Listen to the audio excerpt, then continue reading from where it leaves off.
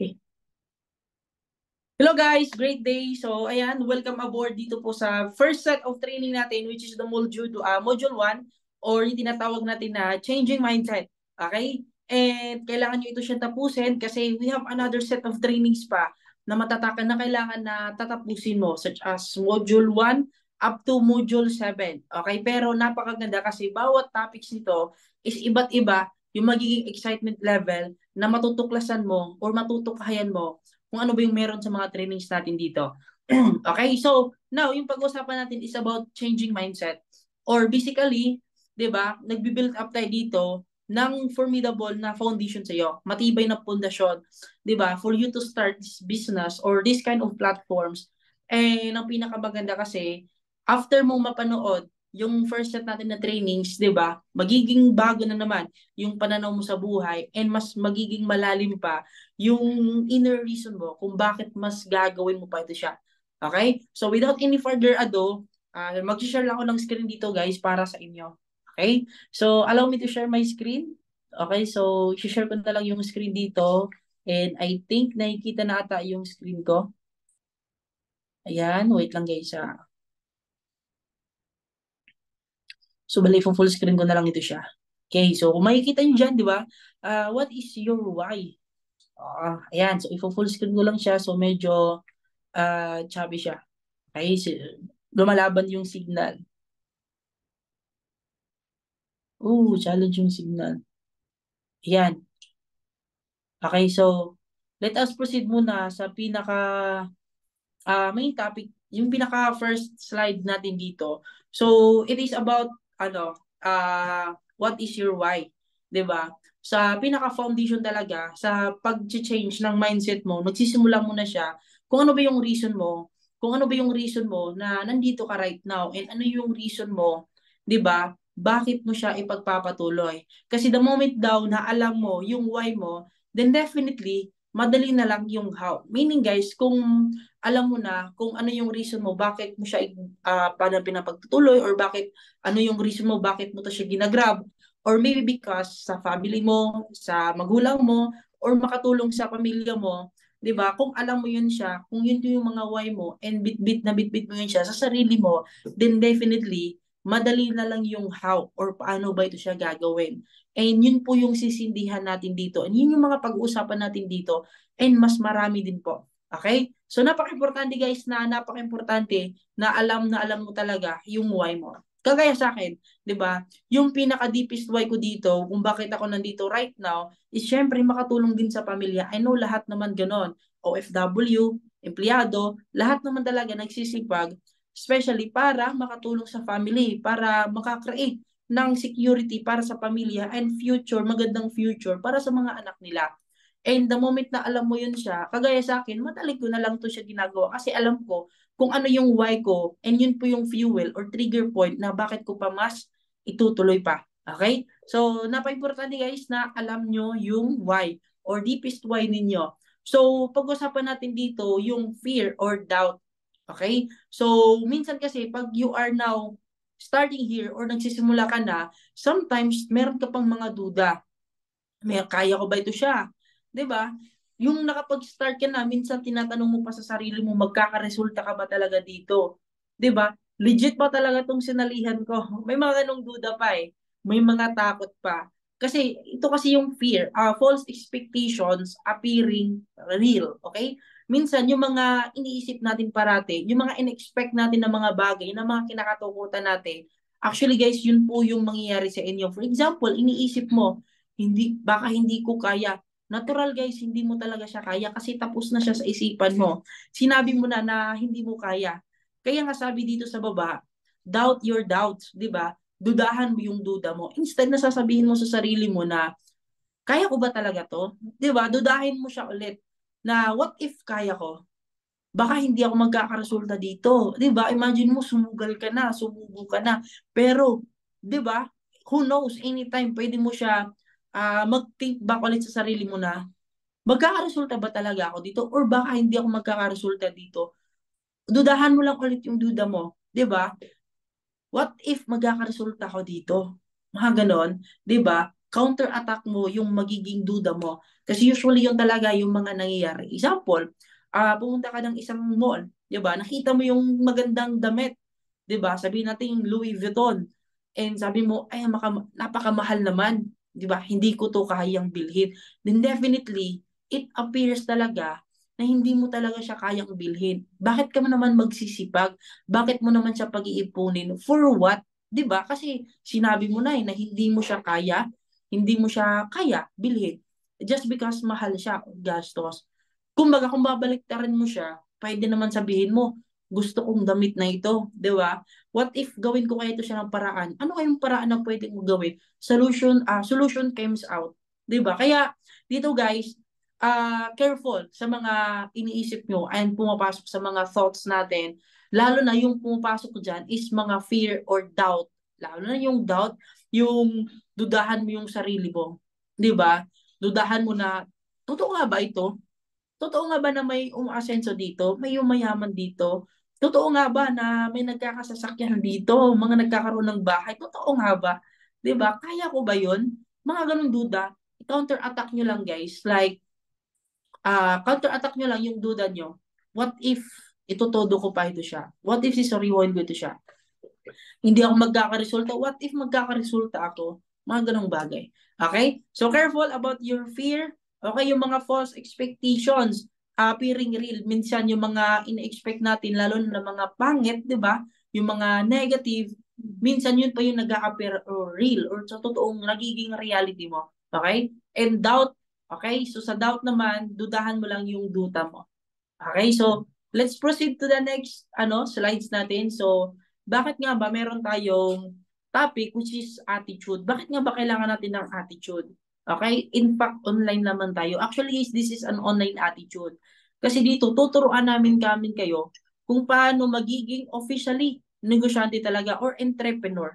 Okay? Kasi yung negosyo natin dito is tao. Tao to tao tayo dito. And again, guys, we're not just selling products here. Hindi lang tayo nagbebenta.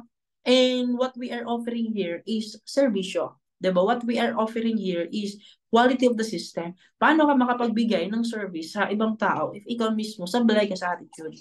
Right? So meaning guys, paano mo naman matawag nito? Paano mo naman mag-a-adapt or paano ka mag-a-adapt sa sistema na meron tayo? If first things first is hindi ka masyado nakikinig, 'di ba, sa personal coach mo, 'di ba?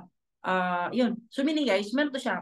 Isa-isahin natin dito. So first thing first dito para mas ma-define natin kung ano ba yung mga pinaka-importante na attitude na meron tayo dito. First is yung tinatawag natin na GLLA or Good Learning and Listening Attitude. So napaka-importante na kung ano yung mga sinasabi ng mga coach mo or yung personal coach mo especially, dapat nakikinig ka. Pinapakinggan mo siya. Kasi crucial pag may mga bagay na hindi mo napapakinggan. Kasi you have gonna be to take action with it. And especially, listening attitude. 'Di ba? Nagle-learn ka, habang nakikinig ka, nagle-learn ka din. Tinitake down notes mo. Napaka-importante po ng ganung bagay. And secondly is, huwag kang acne. Or alam mo yung, 'di ba? Acne means like, alam ko na yan. For example, may tinuro yung personal coach mo sa'yo na, ito part yung gagawin natin. Ay, coach, alam ko na yan. Yung mga ganung bagay. Always have to be empty cup na alam mo yon, hindi full yung mind mo. Dapat empty or empty yung mind mo para sa mga learnings or para sa mga ituturo ng personal coach mo. Even, 'di ba, professional ka or ano mo yung status mo sa buhay right now, or yung personal coach mo, estudyante man yan, kabataan, or OFW, or empleyado, you just have to be respected, 'di ba? Makikinig ka din minsan. Kasi bakit guys? Napaka-importante po nito kasi yung pag-usapang negosyo, mas nauna pa talaga yung personal coach mo. Pinag-aralan yan, 'di ba? And galing na din siya sa mga stages na pinag-aralan yung platform natin. And kung ikaw, 'di ba, barbero, then definitely pag-usapang barbero, makikinig talaga kami sa iyo. Mga ganung bagay. Pero pag-usapang negosyo sa ganitong industry, well, wala kang choice, kundi makikinig ka talaga, especially sa personal coach mo. And pangatlo naman dito is be open. Dapat willing kang magpapakorek. Kasi bakit guys? Hindi lang po ikaw yung kinikater out ng personal coach mo. Although ikaw nag-iisa ka lang muna na kinikater out ng personal coach mo, pero darating pa rin yung time na dadami at dadami at dadami po kayo. Kaya as early as now, 'di ba? You have to be open up sa mga personal coach mo. Kung saan ka ba banda na nasa struggle, kung saan ka ba banda medyo tagilid ba or nahihirapan pa para at least mabilis ka agad na kokorek. You take accountability. Kung saan ka man nahihirapan, alam na kaagad ng personal coach mo, nakokorek ka na agad, mas nagiging mabilis pa yung nagiging resulta mo dito. And let go of your pride. Kasi hindi ka naman mismo masyadong makikinig, 'di ba, sa personal coach mo, and you have this kind of attitude like, alam ko na yan, ay coach, alam ko na yan, 'di ba? And hindi ka masyadong nagpapakorek kasi pang-apat, you have the pride. Kaya napakahirap po. Wala pong negosyante na nagiging successful. Wala talagang entrepreneur guys na nagiging successful na mataas or mahaba yung pride nila. Kaya let go of your pride kasi yung negosyo po natin dito is tao. We are people business here and we are offering service and quality system na binibigay natin sa kanila. Okay? So, syempre, meron tayo ditong tinatawag na belief. Okay? Belief system, paniniwala talaga. Saang bagay? Ano ba yung mga specific, 'di ba, na mga bagay na malalim yung paniniwala natin dito in this kind of industry. First things first, 'di ba? Believe in the industry. Sa industriya po natin, you have to believe. And secondly, believe in the company. So our company is Orbis Victus International and tied up partner natin which is Stronghold. You have to believe in them. Kahit you do some research pa, paniniwalaan mo talaga. Kasi bakit? Kung wala kang believe sa company na meron tayo, isang sabi-sabi lang ng mga kapitbahay mo, kakilala mo, friends mo, or even girlfriend or boyfriend mo, ay baka scam yan, nakita ko sa ano, sa ganito, ganyan. So kung yung belief system mo, mababa, naku po, tagilid, hindi ka po talaga magsusurvive or hindi ka po talaga magtatagal, especially in this kind of industry. Number three naman is believe in the marketing plan. Kung paano namin ini-explain sa'yo, paano namin in-explain sa'yo kung paano ka kikita dito, you just have to believe. Kasi some point kasi, naniniwala tayo ng instant. Kung ano yung napapakinggan natin na parang ang bilis, the outcome, pag hindi siya nag-meet, di ba? Medyo na ano tayo, na hindi agad tayo na ano, tawag nito, hindi agad siya nag-meet, nagtugma doon sa mga ganitong bagay. You just have to believe kasi bakit lang naman siya hindi ganun agad kabilis kasi dadaan ka talaga sa proseso. Imo-mold ka po talaga namin dito. Wala naman kaming sinabi, di ba, right after na makapag-start mo dito, part, tuturuan ka namin dito sa module 1, di ba, changing mindset, pangalawa, FB postings, or whatsoever. So, wala naman kaming sinabing gano'n. Pero among all, sa lahat ng mahirap, isa po ito sa pinakamadali sa lahat ng mahirap. Kaya napakadali lang po talaga. You just have to trust the process, nakalatag na po talaga. That is why you have to believe in our marketing plan, especially in our system. Believe in your team, di ba? You have to believe in your team, sa mga coaches mo, sa mga kasamahan mo. So, mga kasamahan mo nang nasa Zoom events, sa group chat, you just have to believe in them. Di ba? Na kasama mo sila sa pag-angat. Believe in your mentor. 'Di ba? Our founder here in our community, Mentor Tirza Tanya Morales. And anyways, may mga iba't ibang Zoom events naman tayo dito na makikilala nyo po yung founder ng ating community po. 'Di ba? Napakaganda po, 'di ba? Si Mentor Tirza Tanya Morales. And believe in your associates, believe in your business partners. Same lang din naman dito sila. Yung business partners mo, yung co-associates mo, or yung mga team mo, iba't iba, as long as we are one in our community, in our company, believe in them, and believe in yourself. 'Di ba? Yun naman talaga yung pinaka-importante na hindi na kailangan na hindi mo ito siya i-go kasi wala kang tiwala sa sarili mo or hindi mo ito siya i-go kasi walang tiwala yung kaibigan mo sa iyo, 'di ba? Hindi mo din ito siya i-go kasi walang tiwala yung family mo sa iyo. 'Di ba? Babalik ulit ka sa deepest why mo. Para ba saan mo ito siya ginagawa? Maniniwala ka din sa sarili mo kasi ikaw at ikaw din naman yung magti-take action. And hindi mo na kailangan pa na maniniwala yung kaibigan mo, family mo, 'di ba? Maniniwala yung parents mo or sino-sino pa para mo lang siya i-go. Enough na 'yon na ikaw mismo may sarili ay may trust, 'di ba? May belief in sa sarili mo na kayang-kaya mo din talaga siya. And lastly is believe in God, 'di ba? Kasi kung wala yung itaas natin, our higher creator is wala din talaga tayo dito. Walang mangyayari talaga. Okay? So next slide dito is yung tinatawag natin dito na commitment. And this is very deep, 'di ba? Malalim ito siya na topic kasi ano to siya eh. Ano siya, yung commitment kasi dito kasi magti-take kung desidido ka ba talaga. Okay? So, hindi pwede na yung commitment mo dito is 99%, 80%, 75%, 'di ba? Yung commitment mo dapat talaga dito is 100%. Such as commitment na kung ano yung papagawa, gagawin mo kaagad. Hindi mo na kailangan na dudahan pa yung sarili mo na pag pinapagawa, baka hindi ko kaya, baka ganito mangyari, baka ganito, ang daming baka ba, 'di ba? Kaya napaka-importante na yung commitment level mo is 100% kasi bakit guys? Kasi yung personal coach mo po is malaki po yung tiwala diyan sa inyo. Kasi bakit po? Nung nag-start po niyan, galing din po siya sa sitwasyon na meron ka. Now, if you commit 100%, hindi mo na kailangan pa na mas matatagalan pa. So, nagiging mabilis na. Kasi bakit? Yung dadaanan mo dito, guys, dinadaanan na po ng personal coach mo. And hindi mo na kailangan pa na matatagalan pa kasi kaya ko ba? Baka hindi, mababa yung commitment mo. Doon ka po matatagalan. Kaya you have to do your part talaga na yung commitment mo is above 100%. Secondly, is IDWIT or I'll do whatever it takes. Gagawin ko siya kahit ano man yung mangyayari. And marami naman yung papagawa yung personal coach mo. Pero mga basic lang naman siya. Hindi siya yung ganun kahirap, sobrang hirap. No, it's not. 'Di ba? Lahat po ng ipapagawa ng personal coach sa iyo is madaling-madali lang po. Kaya you have to do your part. Especially sa mga partners natin dito na part-time lang ginagawa yung platform natin. Kaya importante na you have to do whatever it takes talaga. And hanapan mo ng paraan always na magawa mo yung simple task na ipapagawa ng personal coach mo. Kasi hindi naman ito siya pinapagawa ng personal coach mo para sa sarili niya. 'Di ba? Pinapagawa pa ito ng personal coach mo kasi para din ito sa iyo. Kasi galing na dyan sa side mo or sa sapato, sa paa mo, yung personal coach mo. Kaya niya ito siya ipapagawa sa iyo. And mas nagiging mabilis, 'di ba? Yung time frame ng magiging resulta mo dito kasi mataas yung commitment level mo.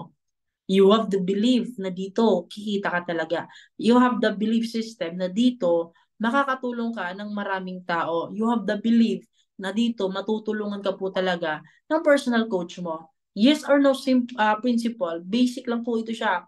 Kung mas makakatulong sa iyo yung mga bagay na gagawin mo, then go for it. 'Di ba? May mga tao, may mga advices, may mga lugan yan na alam mo, 'di ba? Aware ka na hindi to siya makakatulong, wag mo nang i-absorb and wag mo na din siyang gagawin. Yes or no principle lang po tayo dito. Okay? Especially, hindi siya makakatulong sa negosyo na meron ka. Drop everything. For example, ganitong training. The question ko, nagtitake down notes ka ba? 'Di ba? The questions ko, siniseryoso mo ba yung module 1 natin? The question is, 'di ba, kahit nasa trabaho ka right now or nasa bahay, na nasa momentum ka ba right now? Be in the zone ka ba? Be in the now ka ba? Nasa ngayon ka ba na presence ngayon para makikinig sa ganitong trainings natin right now? Kaya napaka-importante, pag merong ganitong trainings, drop everything talaga. 'Di ba? Kasi minsan na po talaga ito siya mangyayari in this kind of trainings. Okay, so syempre, next slide natin dito, it is about discouragement.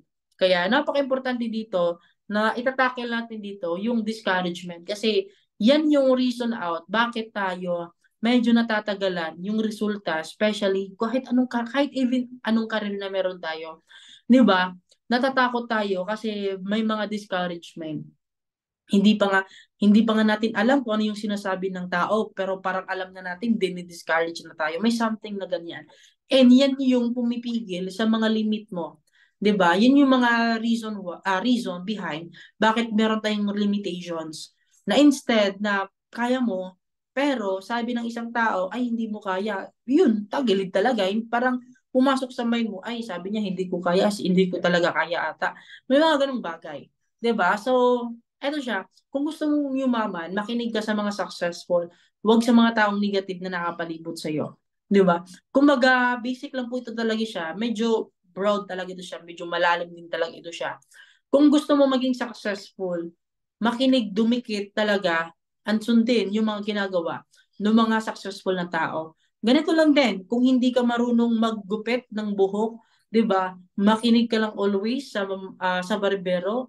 Manood ka lang paano siya maggupit, 'di ba? And dumikit ka lang din always. Eventually, after a years, ma-imaginein mo, marunong ka nang maggupit din. 'Di ba? Ganun lang din. Kumbaga, ano pa, lahat naman ng trabaho dumaan talaga sa trainings talaga. From coming from service crew, call center, in the BPO industries, meron talaga silang trainees, tinuturo talaga sa iyo. 'Di ba? Kumbaga, kung ano yung career mo right now, nagsisimula ka na din naman na hindi mo alam paano. Hindi mo alam paano siya gagawin, hindi mo alam paano siya i-disseminate, paano mo siya i-take actions. Pero there's one people na nag-guide sa iyo kasi nandiyan na siya eh. 'Di ba? Kung service crew ka, kung nasa service crew ka na industry, 'di ba? Hindi ka pa marunong kung ano yung lilinisin, ano yung ganito ganyan, ano yung mga gagawin, pero meron nagturo sa iyo na ito yung gagawin, ito ganito. Kaya naging magaling ka, 'di ba? Kumaga, kung gusto mo din magiging successful dito sa community natin, given na po talaga na sobrang dami na din ng mga nagiging successful. Dumikit, makinig, 'di ba? At gawin kung ano yung mga ginagawa ng mga successful na people. Then eventually, 5 years or years after, yun talaga yung magiging resulta mo din. 'Di ba? And you have to be aware sa mga hindi lang magiging aware, kundi you have to be careful also sa mga dream stealers. 'Di ba? Marami po talaga mga dream stealers sa labas. And especially, yung mga dreams natin na meron tayo, habang tumatagal lang po tumatagal, eventually, it faded out. Depende sa environment, 'di ba? Depende sa kinalalakihan natin. Kasi alam natin, nung bata pa tayo, gusto natin maging, example, ako, gusto ko na magiging piloto. And habang palaki ng palaki ako, nagiging aware and aware ako kung magkano tuition, magkano mababayaran. Nagiging aware ako sa financial status namin. Nagiging aware ako na wala namang mismo sa barangay namin, 'di ba, na nagiging piloto. Bakit ko papapangarapin na maging piloto? So meaning, habang tumatagal, nagiging fade siya. Fade siya. 'Di ba? Kaya dito na lang ako, ito na lang yung sa akin. Nagkakaroon din ng limitation. Sometimes dream stealers are yung natin, yung environment natin. 'Di ba? And dito sa community natin, yung pangarap mo mabubuhayan talaga. Kasi unang-una, when you are in the circle of ours, syempre yung mga pinag-usapan dito is yung mga pangarap. 'Di ba? Hindi siya magbo-burn out. Kasi yung mga nakapaligid sa iyo is mga tao, mga malalaki din yung pangarap. 'Di ba? And part ng process dito, yung pag-asenso, ang discouragement talaga, guys. 'Di ba? Habang you have taught a lesson talaga, kung ano man yung discouragement or mga trials na challenges, obstacles, what you call with that, yung mga na-encounter mo, always think outside the box na ano ba yung lessons na tinuturo nito sa akin. 'Di ba? Kasi kung yung problema, poproblemahin mo pa siya, wala talagang mangyayari diyan, 'di ba? Kaya siya may problema kasi may solusyon. Hindi naman pwede lahat tayo dito sa mundong to, puro na lang solusyon. Kasi lang naman may solusyon kasi merong problema. Tama ba? Kaya napaka-importante talaga, and we have to embrace those challenges. We have to embrace those discouragement. Kasi yun po talaga sila yung mga problems na thankful tayo kasi meron yun sila. Ano ba yung lesson behind with that? Doon na tayo nagsisik for solution. Di ba? Kaya, example, napila yung isang tao. Uy, problema to kasi napila yung isang tao. Athlete pa naman ito siya. Ano yung solusyon? 'Di ba? Or hindi ka or ano ba yung mga estudyante ka, hindi ka nakapasa sa exam, 'di ba? Ano ba yung magiging solusyon dahil hindi ka nakapasa sa exam? Minsan ginawa natin, 'di ba? Bigyan natin ng tanim yung teacher natin, floor wax, kahit ano-ano pa. Kaya discarded din. Kaya may mga problems, then definitely may mga solutions. Hindi pwede problema-problema lang. Hindi pwede solution-solution lang. 'Di ba? Ano talaga yan sila? Magka-align. Meaning, pag may problem, mayroon talagang solution. Okay, next? Ay, excuse me. Excitement. Okay? Napaka-importante dito na every time, 'di ba, nasa Zoom event tayo, nasa Zoom trainings tayo, you feel excited, 'di ba? Excited ka na another learnings na naman na pwede mong matutunan. Excited ka na panibagong tao na naman yung may mga matutulungan natin dito, matutulungan mo. Excited ka, 'di ba? Na hindi ka lang nagsisake or hindi ka na blinded out sa resulta. Kaya you have to be careful na hindi ka na blinded out sa resulta dito sa money, sa pera, ganito, ganyan. Kasi given na po talaga yan sa guys. As long as clear, di ba, pure yung nagiging intention mo na makatulong and part of your fulfillment na makatulong talaga, makatulong sa kanya na kumita din, mga ganong bagay. Kasi eventually, pag ganun yung passion mo or dedication mo, kumikita ka talaga dito, guys. Ganun din talaga yung sikreto dito. Meron mga tao na titiwala sa iyo, tutulungan mo lang din sila paano kumita, tutulungan mo din sila. Dadagdagan mo lang ng excitement kasi nahawaan mo yung energy mo, 'di ba? Na you are excited, nahawaan mo sila. Then definitely, 'di ba? Matutulungan mo talaga sila. Damay ka din talaga nakikita. Okay? Excitement, 'di ba? You have always to be smile. Okay? Hindi naman always kahit tulog, 'di ba? Nag-smile pa rin kahit naligo. Akala mo, 'di ba? Isipin ng ibang kapitbahay mo, baliw na ata tong taong to. No, it's not there. 'Di ba? You have to be ano lang, happy na every time na malit na bagay, you have to smile, you have to be happy, 'di ba? And kahit mga small things na mga nangyayari, yung gising mo, 'di ba? Yung mga bagay na pumapalibot sa you just have to smile kasi you attract positivity people, 'di ba? And energetic, 'di ba? Kailangan mo maging energetic din. And gigil factor, yung alam mo yung gigil na gigil ka.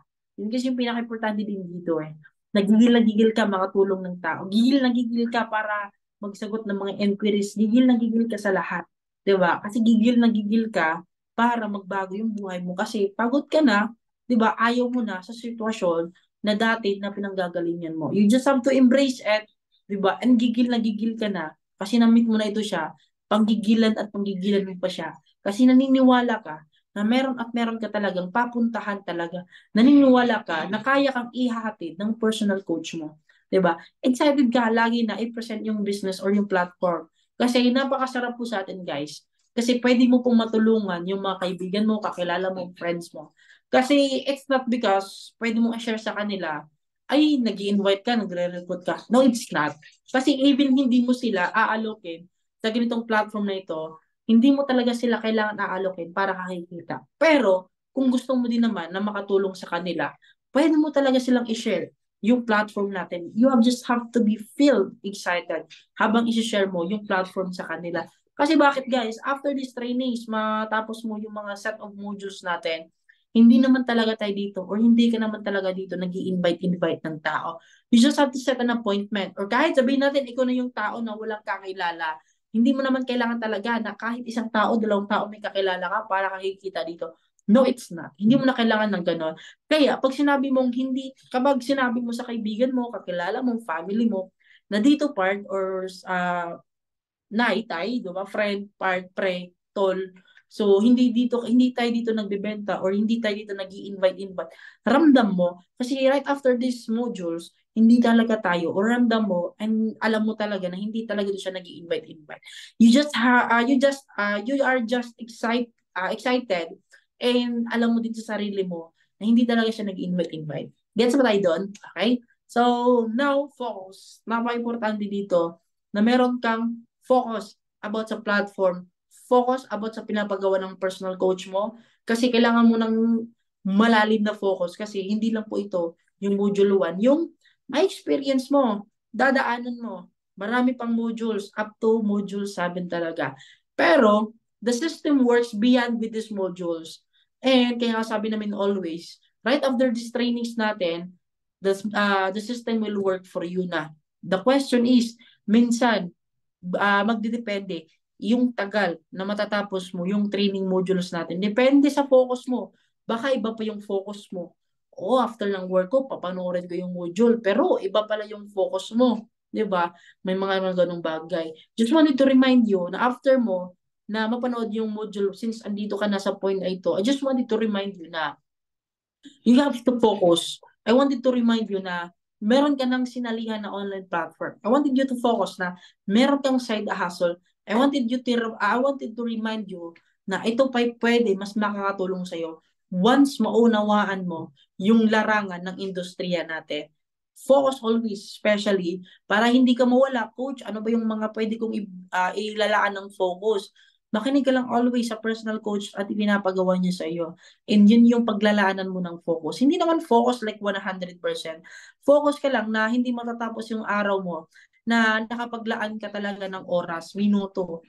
'Di ba? Kasi yun talaga yung pinaka-importante na matapos mo yung training modules natin, nakapag-take down notes ka, kasi the word system will work for you lies beyond these training modules 1 up to 7. Okay? So ano ba yung mga ipagfo-focus natin? Huwag kang aside from that, 'di ba? Sa focus is huwag kang magpapadala sa mga distractions sa pagkuha mo sa mga goals mo, 'di ba? Right after nung panahon mo nito, mayroon ka ng mga goals in life. Ano ba yung mga gusto mo? Ano gusto mo mga inihit? Ikaw ba yung tipong tao na gustong-gusto mo makapag-travel? Ikaw ba yung tipong tao na gustong-gusto mo magkakaroon ng mga luxury na mga gamit or mga damit, mga branded or kahit ano. Ikaw ba yung tao na yung goals mo talaga is matulungan yung family mo, mapatayo ng bahay or ano-ano. 'Di ba? You have to focus on sa mga goals mo. 'Di ba? And hindi talaga mawawala yung mga distractions. Always talaga yan na nakakapaligid. And I just wanted to remind you na mga distractions is not just about the people lies beyond with you, kundi yung distraction minsan ikaw mismo sa sarili mo, ikaw yung nagiging distraction. 'Di ba? Minsan parang naguguluhan ka. Minsan gusto mong gawin ito pero parang sa sarili mo ayaw din. Minsan sa sarili mo gusto mong gawin pero yung action mo tagilid, baliktad, kabaliktaran sa gusto mo din. May mga ganung bagay. Kaya minsan we keep on blaming ibang tao, ganito ganyan, na-distract ako dahil ganito ganyan. Just have to take accountability. Minsan talaga yung distraction is sarili mo. 'Di ba? Kaya napaka-importante na may focus ka talaga. Focus ka. Tapikin mo lang ulit yung sarili mo kung ano ba yung goals mo. 'Di ba? And the moment na mag-decide ka na gusto mo makuha yung mga gusto mo sa buhay, focus ka na doon. Laser-like focus. Alam mo yung laser na kahit anong pointed out mo, hindi mo siya kayang i-bend. Kahit anong pointed out mo, hindi siya mag-round siya, mag-circle, hindi na. Kung pagtutok pa lang niya, nakatutok talaga siya, straight line. Ganon din yung focus mo, laser-like focus. 'Di ba? Hindi mo naman siya totally perfect na focus, pero eventually, yung focus is in the heart. Ginawa mo yung best mo. 'Di ba? Just have to keep on focus din talaga. Kasi itatawid. At dadalhin ka talaga sa mga bagay na tinaya mo na gusto mo. Okay? Now, next is goal setting. I think pinakalas na ata to siya na slide. 'Di ba? Goal setting. Napaka-importante na pag meron tayong gino-goal, meron talaga siyang setting kung ano yung mga criteria paano mo siya mahihit. Okay, so such as, ito yung mga definition about sa goal setting. Okay, when you say goal setting, paano mo siya mahihit, ganito, ganyan, ano yung mga rubrics niya, ano yung mga criteria niya para makuha mo yung specific goal mo. And para mas makuha mo or malalaman mo paano mo mahihit yung goal mo. Number one, SMART. Dapat SMART siya. S stand for SMART. M start for measurable. A, 'di ba? Means attainable. R means realistic. T means time bounded. Okay? Dapat measurable siya. Hanggang kailan mo siya kaya makuha. Realistic, gaano ba ka reality talaga? O baka yung goal mo is flying car, yung goal mo is flying house, dapat realistic ka sa paghihit ng goal. Time bounded, 'di ba? Attainable din siya. And dapat smart. Kumbaga, alam mo, matitrace out mo kasi dito guys, once after ng training module natin, module 1 up to 7, matitrace out mo talaga one-on-one personal talk with your coach, tuturuan ka niya, and i-open up niya lahat sa'yo about this kind of goal setting kung paano mo mahihit yung goal mo. Okay? And don't set a goal na sobrang dali. Set a goal na may challenge para, syempre, gumaling ka din. Importante po yun, guys, na yung goal mo hindi pantawid, yung goal mo na Yung goal ko makabayad ng kuryente. Yung goal ko, 'di ba? Makapambili ng bigas, yung goal ko. No, yung goal mo is kasi pag ginol mo na makapag-travel ka, example, magkano yung cost ng travel? 50,000. Meaning, since maka-afford ka na ng pang-travel, then definitely, nadadaanan yung kuryente, mga bills, wifi, nadadaanan mo na siya. Kasi kung mag-hit ka din naman ng goal, asan mo na? 'Di ba? Wala naman ng bayad. Example, mag-goal ka or mangarap ka ng pag ginogol mo, makapag-travel, wala namang sisingil sa'yo, wala namang, 'di ba? Kumbaga, kung mag-hit ka din naman ng goal, taasan mo na, isagad mo natin. Okay? Kasi libre din naman. And huwag mong lilimitahan kasi, syempre, in the first place, naniniwala ka sa sarili mo na hindi ganun kababa yung value mo. Hindi ganun kaliit yung tingin mo sa sarili mo. Kasi lang naman tayo, mahirap tayo mag-set ng goal. Kasi unang-una, wala tayong believe sa sarili natin. Kasi bakit? Takot tayong tumaya. Tataya ka ba ng 50 million kung wala kang tiwala sa sarili mo? Ganon.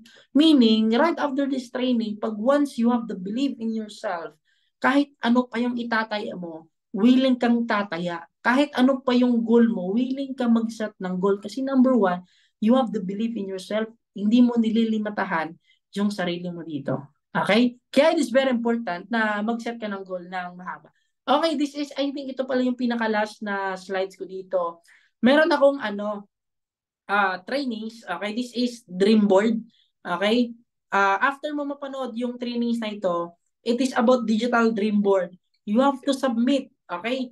Mag-collage ka lang kung ano yung mga dream board, ano yung mga dream mo or yung mga goals mo. Travel, sports, career, good friends, circles, kahit ano-ano, wealth. So you have to submit your digital dream board sa personal coach mo para i-collect yan siya so that makapag-proceed ka na sa iba't ibang training module natin. Makapag-proceed ka na especially sa module 2 natin. Kaya our module 2 is about, okay, so spoil ko na lang din para at least aware kayo guys about sa mga training modules natin. Okay? So, yung module 1 natin kanina, it is about changing mindset. Okay? Siguro marami ka na atang mga natutunan right now. Module 2 naman, it is about Facebook profiling. Okay? Para ka makapag-proceed sa module 2 natin, you have to pass digital dream board. Mag-collage ka lang. Huwag mong sabihin na hindi ko kaya. Magpaturo ka, 'di ba? Kanino kaya magpaturo ganito ganyan? Go out some tawag nito, solutions. Kasi pag sinabi mo hindi ko kaya, ay hindi, malamang hindi mo talaga kaya. Kaya pag sinabing itong gagawin, digital dream board, paano ko to siya gagawin? Ganyan. Magpaturo, seek up some help sa personal coach mo. Okay ba tayo doon? Okay? So, yan, before ka makapag-proceed sa before ka makapag-proceed, I mean, sa module 2 natin, which is Facebook profiling, okay? Tuturo namin sa iyo yung sikreto. Paano ba?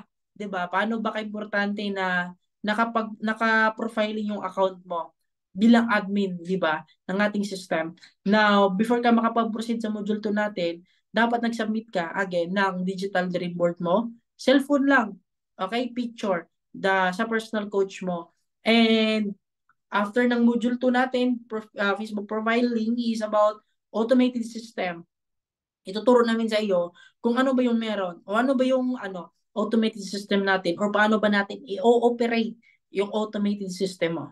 Okay, once na-operated na yun siya, andun lahat yung mga requirements, yung mga gagawin na things to prepare, you can now proceed sa next module 4 natin, which is identity and confirmation, or maglalagin ka na sa mga required na mga applications natin. Okay? So, next naman is about module 5. It is about paano ka. Kasi hindi ka naman dito nag-i-invite. Now, dito naman sa module 5, yung topic natin dito is how to answer inquiries. Paano ka ba nag-set ng appointments dito? Okay, so yun yung mga ituturo namin. And module 5, module 6, it is about how to add funds. So medyo malalim nito siya na topic and mas importante na malalaman mo sa topic na ito, it's for you to find out na lang papunta sa module 6 and module 7, how to follow up. Okay? Kasi yung magiging scenario nito, hindi ka lang na basta-basta nag-answer ng inquiries. Nakikita mo kung sino ba yung taong para sa iyo. Even hindi ikaw yung kumakausap. kasi mismo ikaw din yung nagfa-follow up. Paano ba ko i-follow up? Gaano ba siya ka-importante? Gaano ko din ba siya kahalaga? Paano ba ito siya makakatulong? Bakit ba kailangan mag-follow up? Lahat yon matutuklasan mo, and it's for you to find out again once may itatawid mo na yung sarili mo sa Module 7. And every step of modules, iko-collect po or magagather po yung personal coach mo para ready ka na ba to proceed on any set of modules natin dito. And congratulations kasi once matapos mo, yung lahat ng mga trainings modules natin, as I've said again, di ba, our system, the system will work for you. The work itself lies beyond, di ba, in this kind of modules. Kaya focus, believe, tapusin mo lahat yung mga modules natin. And definitely, kung ano yung nasa isip mo right now na ginugol mo, sineset mo, pag once seryosohin mo dito siya, then deserve mo talaga yung goal na hinihit mo. Then definitely makukuha mo din talaga yan siya. Kasi hindi lang ako may tiwala, kundi lahat kami dito, especially your personal coach, di ba, na may tiwala sa paghihit ng goal mo since natapos mo yung module 1. And I know for sure you are ready to proceed sa mga set of modules natin dito. Kaya once again, congratulations and see you always on top. Heads up your coach na natapos mo na yung module 1 natin. Kaya goodbye and see you always.